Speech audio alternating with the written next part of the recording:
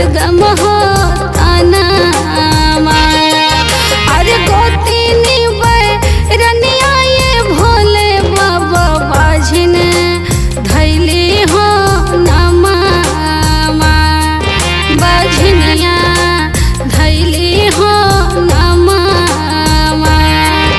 अरे गोतीनी रनिया ये भोले बाबा बाझिन धैली हो नमा बाझिनिया धैली हो नमा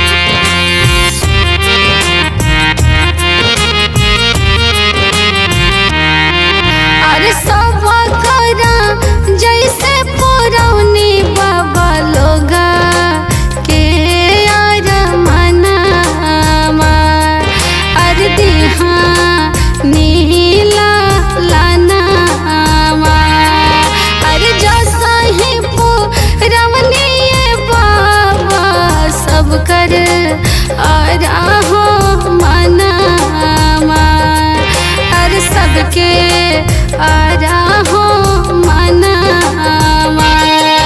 अरे वो सही पूरा दिए बाबा मोर आरा हो मनामा हर देई दिला लानामा अरे वो सही पूरा दिए बाबा मोर आरा हो मनामा हर देई दिला लानामा।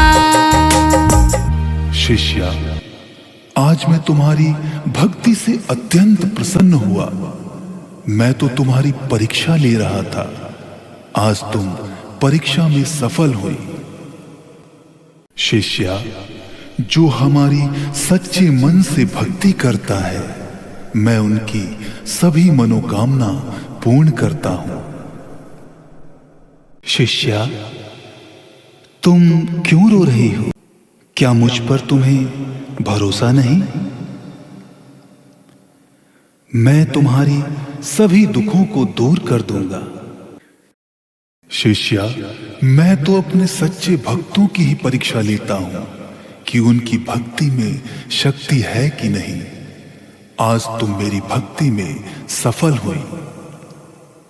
शिष्या, मैंने तुम्हें बिना मांगे ही धन दौलत दी कि तुम धन के घमंड में मेरी भक्ति करती हो कि नहीं।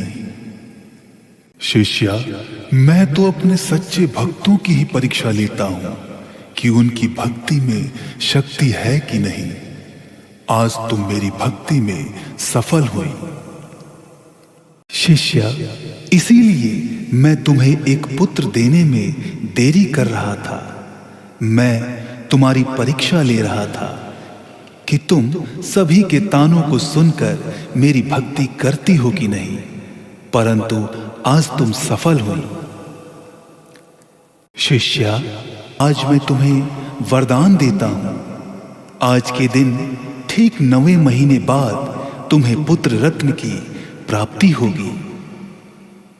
जिन्होंने तुम्हारा अपमान किया है, वो सब तुम्हें स्नेह करेंगे।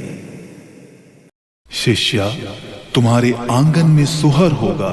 तुम्हारे स्वामी तुमसे अधिक स्नेह करेंगे, लाल को दुलार करेंगे। यही मैं वरदान देता हूं। तुम्हारा लाल जुग जुग जिए।